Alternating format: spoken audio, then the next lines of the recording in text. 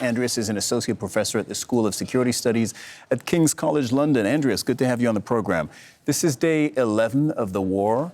The U.S. and Israel, each time they give a public briefing, they project absolute confidence. And, I mean, they seem to be almost giddy at how well they feel their military campaign is going. What is your assessment? Obviously, the Pentagon gives briefings on the operations and how the operations are being conducted and how they unfold.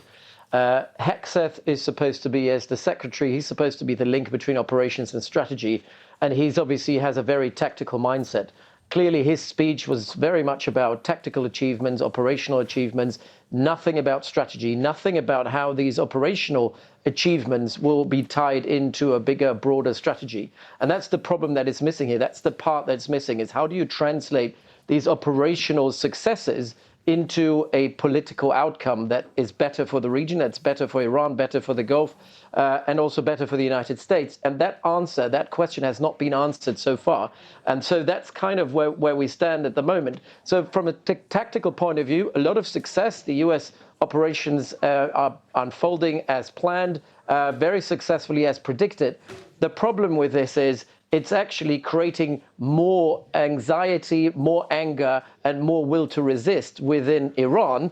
And so instead of breaking the will, which is what you're trying to achieve strategically, you're reinforcing the Iranian regime and their willingness to particularly lash out at their partners in the Gulf. So in many ways, the key questions still remain unanswered. Well, okay, let me push you a little bit on this, because I think many viewers will be thinking the following. Both the U.S. and Israel are countries that have shown in the past they are masterful at the tactics. They can win almost any battle, destroy almost any target, find and hunt down almost any enemy. We've seen it time and time again. We've seen it every day in the past 11 days. Okay.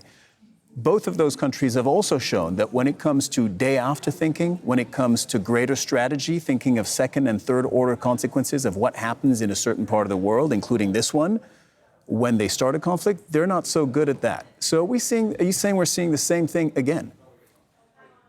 It is what Israel has been doing, and now the Americans have been sucked into that sort of approach, is military-centric, force-centric. It's about delivering force. It's about degradation. It's about attrition, which costs a lot of money, by the way, and this is another problem. But so far has been sustainable in terms of blood lost on the side of the Americans. The problem is it has to be tied into a political outcome. And that's where diplomacy comes in. That's where economic levers of power come in. And this is when you actually develop a narrative for victory, which America is fundamentally lacking. There is no narrative for how victory looks like. And for the Iranians, it's quite simple. As long as they don't lose, they win. And if America doesn't win, it will lose. It's as simple as that. And so in this kind of context of where two sort of wills clash with one another, if you're unable to actually articulate your narrative for victory, which is the Americans are unable to do, you will not win this war. So what we're likely going to see, because it's all about degradation at the moment, is that the Americans hope that they can dictate the terms of saying, now we've degraded enough, we can pull out, we've won. I don't think that the Iranians will allow them to do that. So ultimately, you will need to get the Iranian regime or what's left of it on side. That's a question I tried to ask earlier. The ARGC have said, hey, we decide when this war ends. What does that actually mean? That would mean that potentially Donald Trump writes a post on Truth Social, as he did last year in June, saying the war's now over, we're going to stop attacking Iran, you have to stop Israel, you have to stop. And in that scenario, the IRGC would keep firing? Last year, the last day when Qatar was attacked in June 2025, Qatar was keeping the channels open. There was intense diplomacy all night during the day to get the Iranians on site. At the moment, this has been unsuccessful. The Iranians have not been willing to bend on this. So my point is, it wasn't Trump putting it on Truth Social to kind of create the victory. The victory was created by the mediator through diplomatic engagement.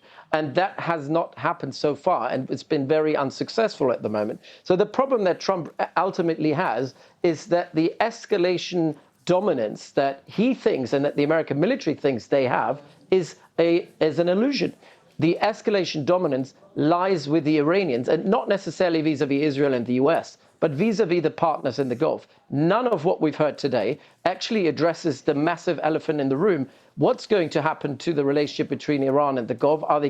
Will they keep on firing at very low cost? What about the Strait of Hormuz? What about energy security? What about the security of supply chains? All of that could potentially be a collateral damage of a longer extended war. And none of that has anything to do with the sort of tactical achievements that the US military is boasting about.